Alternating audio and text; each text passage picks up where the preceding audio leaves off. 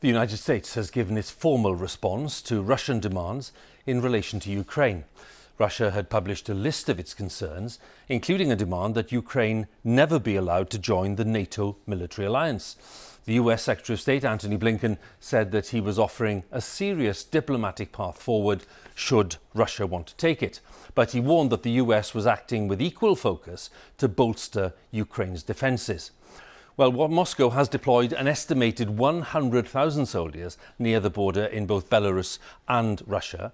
President Putin has accused Western nations of aggressive expansion into Russia's sphere of influence, and he claims that one of his key concerns is the expansion of NATO. That's the military alliance of European states with the US and Canada. Many countries in Eastern Europe became members of NATO after the fall of the old Soviet Union.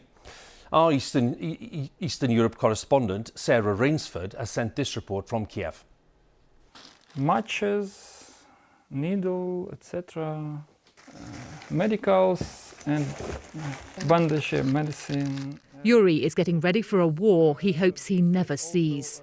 He's packed an emergency bag to grab and go if Russian bombs or troops reach Kyiv. A basic survival kit for the worst possible scenario. What does it actually feel like to be doing this? It's unbelievable. So I understand that I'm living now in 21st century. I'm amazed that I should do this, that I should pack this bag, but this is what I have to do to keep my family safe. Yuri thinks the major escalation in Ukraine's 8-year-long war with Russia is unlikely. He just feels better being prepared for it. Today, the US government strongly advised its citizens to leave Ukraine.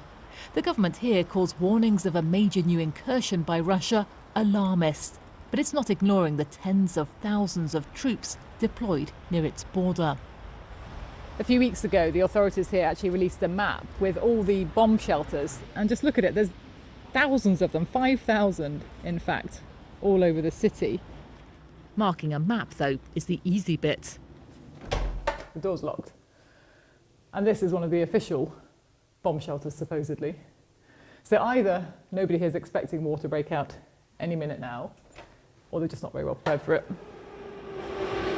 The metro might be a safer bet deep below ground. If the air raid siren sounds, people will have 20 minutes to get down here.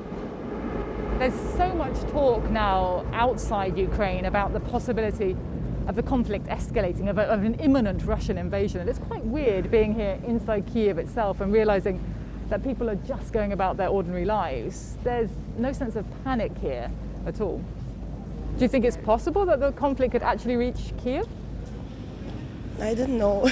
I don't have any information about it. So I'm just living my best life right now and hoping that everything will be okay. Did you make any kind of preparations or any emergency? No. So as Western governments wrestle with Moscow's ultimatums and demands, Ukrainians, for now, are getting on with a life they've long lived in the shadow of Russian threats and aggression. Sarah Rainsford, BBC News, Kyiv. Let's go live to Washington, talk to our correspondent Barbara Plett Usher. Barbara, when we look at the nature of these responses, where do you think it leaves us? Well, it's a good question. I mean, basically what it is these written responses are something for which Russia has been waiting. So they're essentially a test to see if diplomacy will work. The Secretary of State, Antony Blinken, he said there weren't any surprises. The Americans are still rejecting Russia's main demands, that NATO prevent Ukraine from joining, that it roll back its presence in Eastern Europe. But in the paper, the Americans spell out where they think they can work with Russian security concerns. This involves missile deployments, military exercises. And NATO sent a separate document to Russia as well, making similar offers. Of course, the issue is that this falls far short of what the Russians want. And the Kremlin has actually warned that there would be retaliatory measures if its demands are rejected. But first, there are going to be talks. So these papers, the delivery of this paper, sets up now a meeting between the U.S. Secretary of State and the Russian foreign minister. So it keeps a diplomatic channel open, but it's not at all clear where that channel is going to lead. Barbara, many thanks again. Barbara Plett Usher, correspondent there at the State Department in Washington.